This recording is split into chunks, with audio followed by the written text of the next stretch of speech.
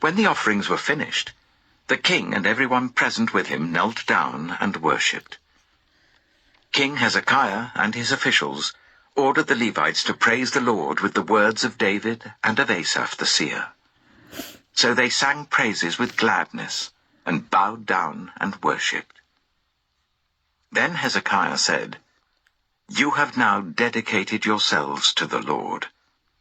Come and bring sacrifices and thank offerings to the temple of the Lord."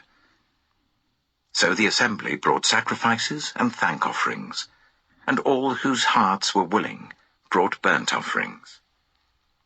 The number of burnt offerings the assembly brought was 70 bulls, 100 rams, and 200 male lambs, all of them for burnt offerings to the Lord. The animals consecrated as sacrifices amounted to 600 bulls and 3,000 sheep and goats. The priests, however, were too few to skin all the burnt offerings.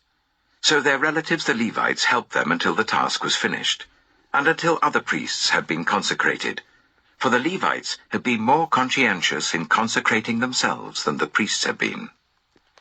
There were burnt offerings in abundance, together with the fat of the fellowship offerings and the drink offerings that accompanied the burnt offerings. So the service of the temple of the Lord was re-established. Hezekiah and all the people rejoiced at what God had brought about for his people, because it was done so quickly.